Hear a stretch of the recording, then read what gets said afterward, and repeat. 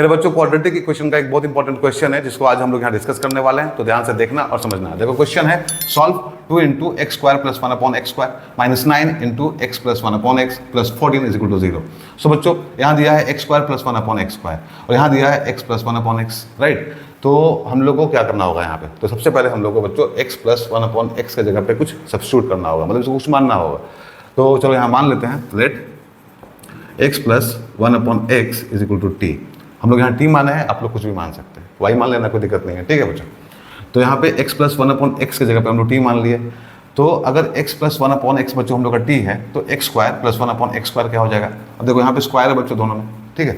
तो अगर हम लोग यहाँ पे स्क्वायरिंग बोथ साइड करें तो क्या होगा, देखो यहाँ पे, तो x प्लस 1 अपॉन एक्स का whole square is equal to T square हो जाएगा।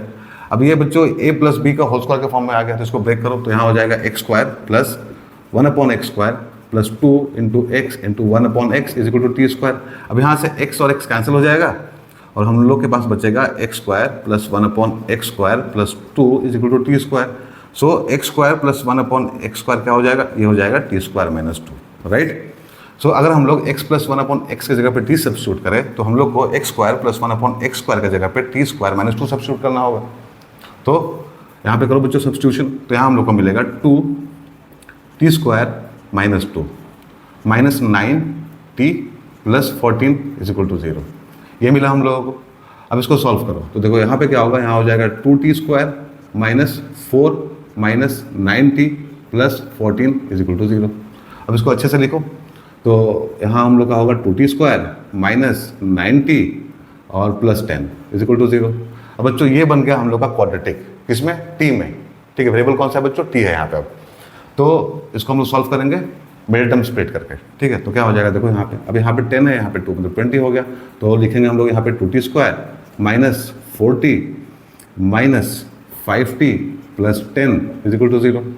सो अब यहाँ से 2t कॉमन लेंगे तो यहाँ हो जाएगा t माइनस 2, यहाँ माइनस 5 कॉमन लो तो हो जाएगा t minus 2 is equal to 0। तो हम लोग को मिलेगा 2t minus 5 into t minus 2 is equal to 0, ठीक है बच्चों।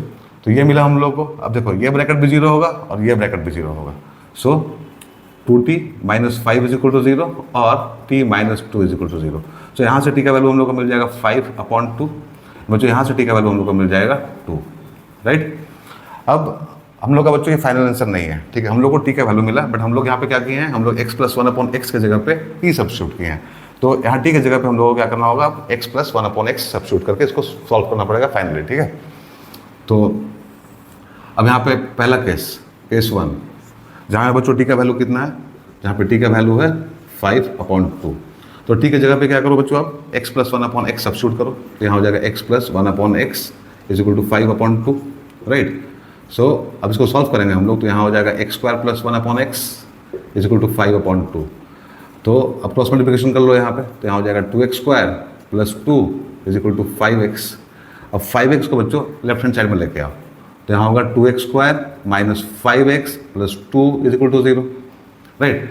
अब देखो यहाँ पे बच्चों हम लोग को x में मिला क्वाड्रेटिक, यहाँ पे 2 है कांस्टेंट टर्म और कोफिशिएंट ऑफ x स्क्वायर क्या है 2 है, दोनों को मल्टीप्लाई करेंगे तो 4 मिलेगा, ठीक है। तो फिर से यहाँ पे हम लोग मिडिल टर्म स्प्लिट करेंगे इस तरह से, 2x square minus 4x minus 1x plus 2 is equal to 0।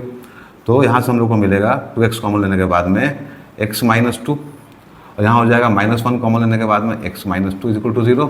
So अब होगा 2x minus 1 into x minus 2 is equal to 0, right. दो ब्रैकेट फिर से हम लोग को मिला, अब ये भी 0 के बराबर होगा, ये भी 0 के बराबर होगा। तो अगर 2x माइनस 1 0 के बराबर होगा तो x का वैल्यू आएगा बच्चों 1/2, ठीक है। x का हम लोग को एक वैल्यू यहाँ से मिला 1/2, और अगर x minus 2 is equal to 0 होगा तो यहाँ से x का वैल्यू हम लोग को मिलेगा कितना बच्चों, 2, राइट।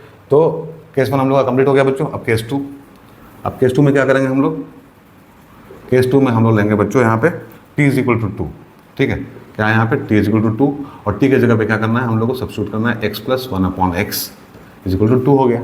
सॉल्व करो, यहाँ होगा x square plus 1 upon x is equal to 2, cross multiplication करो तो ये हो जाएगा बच्चों x square plus 1 is equal to 2x। अब 2x को लेफ्ट हैंड साइड में लेके आओ, तो यहाँ होगा x square minus 2x plus 1 is equal to 0, and बच्चों x square minus 2x plus 1 is equal to 0।